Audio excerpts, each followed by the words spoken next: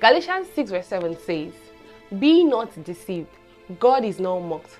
For whatsoever a man soweth, that he shall reap." Listen to this powerful message and remain blessed.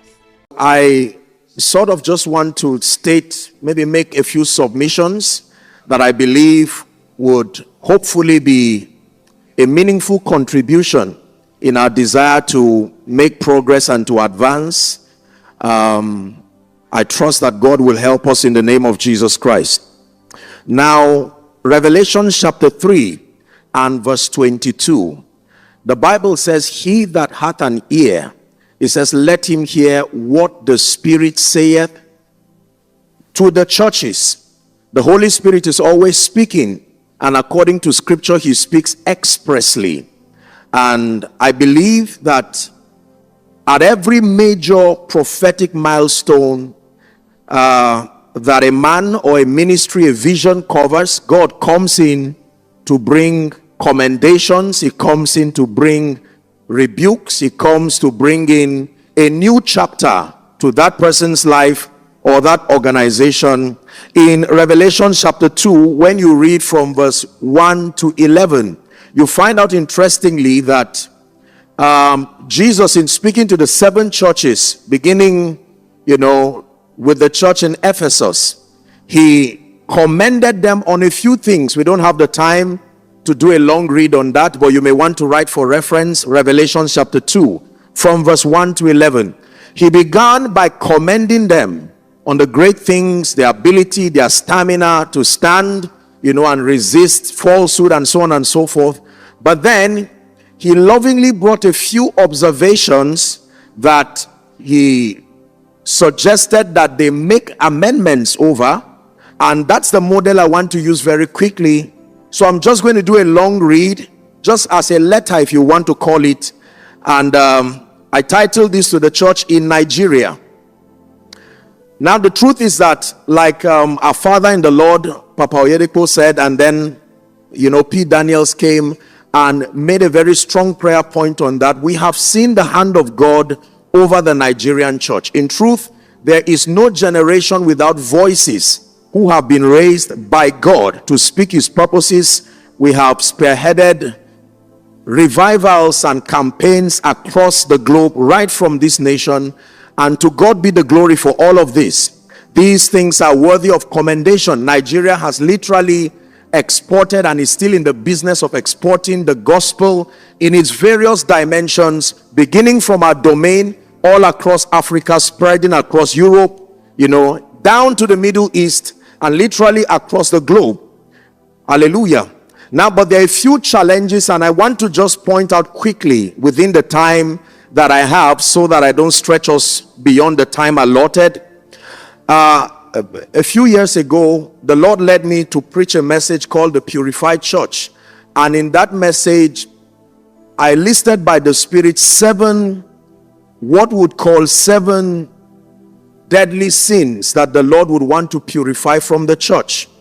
And as a way of humbly presenting these challenges, I'm hoping that as I run through the list, it will give us a reason to trust God for grace as we forge ahead, to look very closely. I'm going to list them very quickly. Number 1, that the Lord would want the church to access grace and to rise above it is a subject of immorality. And by the word immorality, it is beyond just sexual immorality.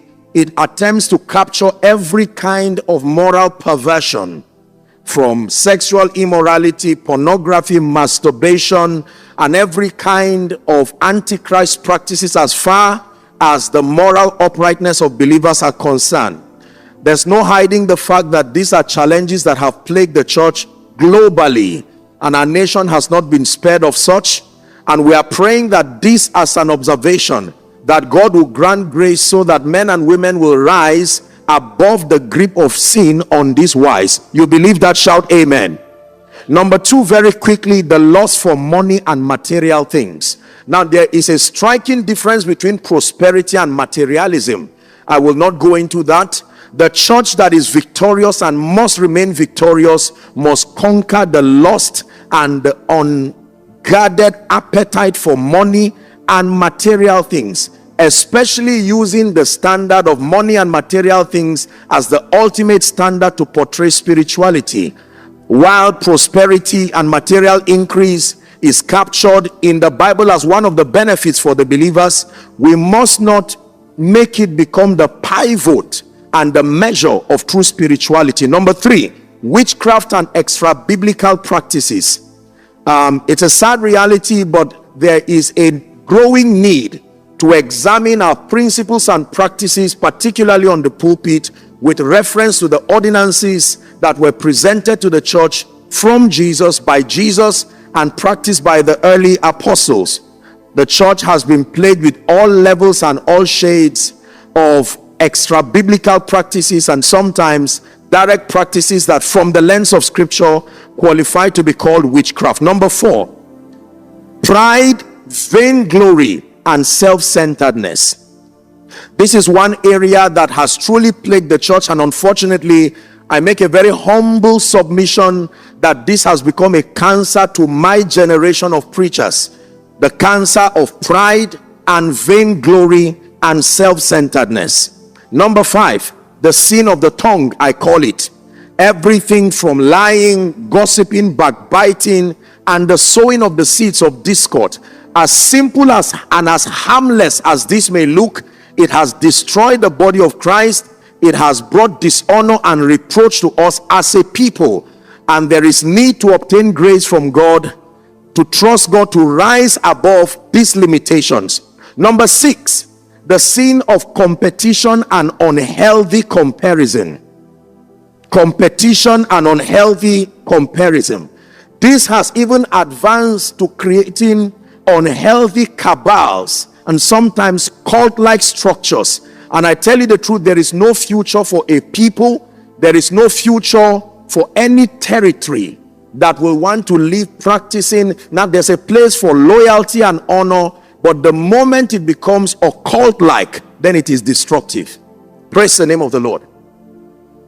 Very quickly, number 7 is the sin of imbalance, exaggeration of truths, or communicating truths beyond the boundary of their relevance. The Bible talks about the whole counsel of God, and while we commend the church for the great strides for this far, we must come to an honest acknowledgement of all these things. I run the list one more time very quickly. Number 1, immorality in all of its expressions. Number 2, the lust for money and material things. Number 3, witchcraft and extra biblical practices on the pulpit and across our assemblies. Number 4, pride, vainglory, and self-centeredness. Number 5, the sin of the tongue. Number 6, competition and unhealthy comparison of men, of structures. 7, the danger of imbalance. Now very quickly, let me talk about another major issue that I think is worth considering. I call it doctrinal issues. There is no greater time, I think, in the church age where we have a widespread confusion as to our doctrinal stance. And I'm hoping and praying, with all due respect as a submission, that the PFN would be able to consider creating a platform that brings stability to the things that the Bible says are most surely believed. Everything we believe as believers has been challenged. Everything, literally. The foundational pillars of the Christian faith are being threatened and challenged across the globe. Doctrinal issues. There is a growing confusion, especially among younger believers, as to what is really to be believed. Everything has been challenged. Another issue that we need to look at that is worth considering is the issue of division and disunity. I mentioned that earlier on, but let me just stress it a bit. We need to manage our appetite for, headship and fraternities, so that we don't begin to behave like a lot of occultic societies. It matters that people are given the liberty to serve God, but then we must be very careful with the subject of cabals and camps, disunity and divisions. This is by no means downplaying the achievement of the church. These are humble submissions using this platform in a bid to improve ourselves and verge further onto perfection. One other area very quickly that I'll talk about within the time that I have is what I call the inefficient management of zeal. And may I request our attention for one moment. This is particularly to my generation of ministers. There is what we call the inefficient management of zeal. This has led to widespread communication of dishonor. Dishonor to fathers, dishonor to contemporaries. Right now, there is a growing trend within the body of Christ where dishonor looks fashionable. People have spiritualized lack of manners, and just because we quote scriptures around it does not make it right. There is a lot of mismanagement of zeal. Hallelujah. And I'm hoping and praying that God is going to grant grace. All over social media, you find, in fact, quite honestly, it has even become a human right violation issue. Now, and as simple as it sounds, if this is not addressed, pastors will start killing themselves. The level of growing hatred in the body of Christ, and everything is credited to our love for Jesus. That's not a model we find in scripture. Hallelujah. We cannot love Jesus too much to kill one another as proof that we love him. Something is wrong with our understanding. Something is wrong with our zeal. I make a humble submission, and this may sound funny, but among many recommendations that I wrote here, I am not sure that I will have the time to present them. One of it is to truly examine the mental state of ministers.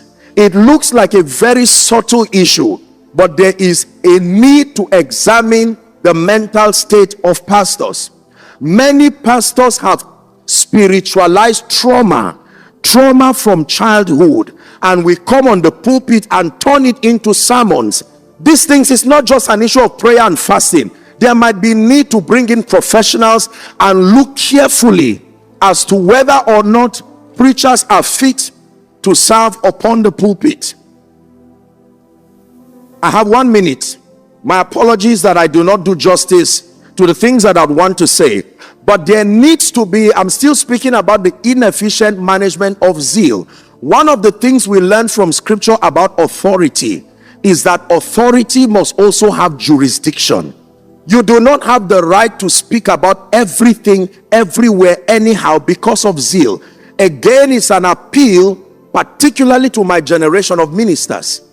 There is this unguarded passion where we sustain credence from wherever. We talk about all kinds of things. When you read the epistle of John, John said, I write to you fathers, I write to you young men, I write to you children.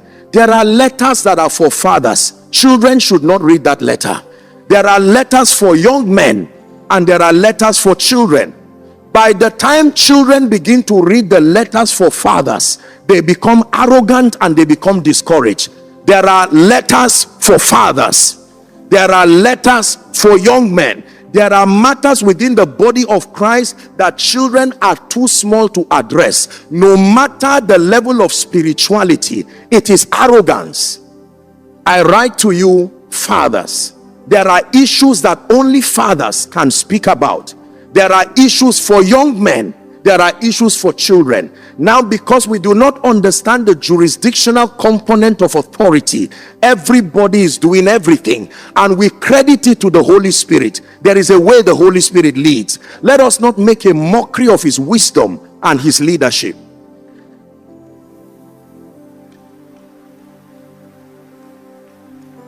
My time is up. Please allow me just for 2 minutes if I will make a quick request. I have tabled a few recommendations, and please let me just run it in 2 minutes and then I'm out of your face. Number 1, my first recommendation and a humble submission to the Pentecostal Fellowship of Nigeria is that a structure be created and made available where preachers with all kinds of moral failings can have a safe haven to open up and have an opportunity to be healed without being destroyed, without being demoralized. Provided the church is in place, there are people who will fall, there are people who will rise. The campaign of celebrating the falling of our soldiers will ultimately destroy everybody. There must be a structure where wounded soldiers can find a safe haven. They can be spiritually rehabilitated and brought back into the system. Recommendation number 2, that a structure be created so that all those who are in direct antagonism to the principles of the scripture, there is no point watching people betray the name of Christ indefinitely. We must have the courage to, with maturity, call those people and, if need be, engage in a meaningful scriptural discussion.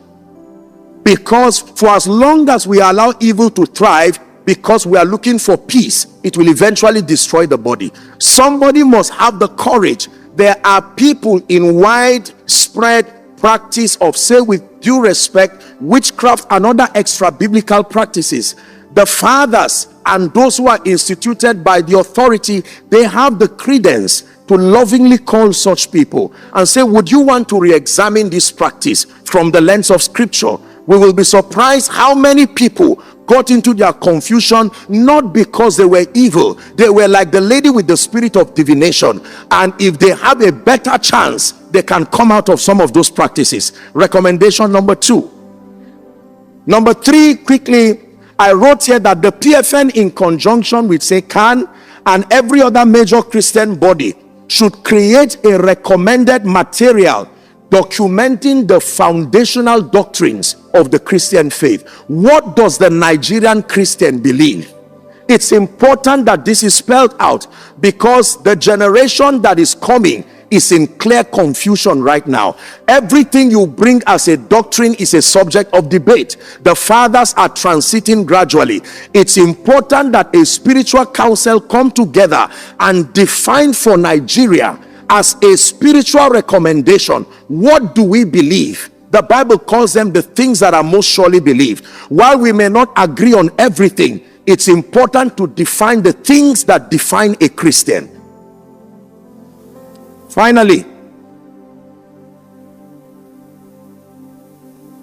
I want to recommend that hopefully, in conjunction with all other institutions, a dedicated institute be raised so that pastors who never had an opportunity to be trained but are currently in ministry, they don't have to give up ministry, but a system be created to train them. The more people are trained, the more they reflect Christ. Most of the madness and childishness on the altar, sometimes it's not a demonic attack, it's a reflection of the lack of training, and these things can be corrected. I'm praying in the name of Jesus that in addition to all that the Lord has done these 40 years, that these humble submissions will help to improve the PFN and the body of Christ. The Lord bless you in Jesus' name.